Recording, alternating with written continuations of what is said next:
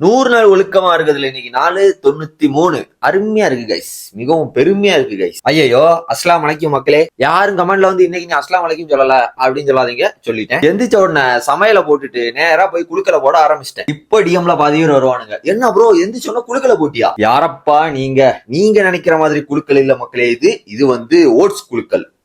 Oats ஷேக். ஷேக்குனா sick sick ஷேக் இல்ல, மிக்ஸில அடிச்சு குடிக்கிற ஷேக். கமெண்ட்ல வந்து என்ன ப்ரோ குழுக்களா அப்படின்னு இருக்கீங்க.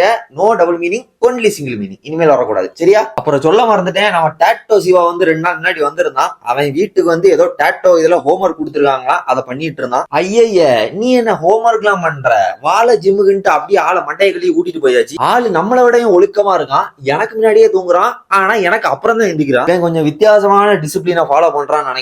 ஆளை மண்டை கழுவுனதுல தெரிஞ்ச விஷயம், ஆள் இன்னைக்குதான் முத ஜிம்முக்கே வாரம். அப்புறம் இன்னொரு விஷயம், டயட்டுங்கிறது அவ்வளவு காம்ப்ளிகேட் பண்ணிக்க விஷயமே கிடையாது. அது ஒரு ஈஸியான விஷயம். நார்மல் சாப்பாடோட டயட் சாப்பாடுலாம் ஈஸியா சமைச்சிடலாம். ஒரு குறுகிய காலகட்டம் நீங்களே டயட் சாப்பாடு சமைச்சு சாப்பிட்டுட்டு இருந்தீங்கன்னா ஒரு கட்டத்துல நீங்களே ஒரு அருமையான டிஷ் எல்லாம் செய்ய ஆரம்பிச்சிருவீங்க. நம்ம டிஷ் எப்படி சிவதர்ஷினி பிலீவ் யுவர் செல்ஃபா அப்படி இருக்கு. என்னங்க இது இப்படி இருக்கு?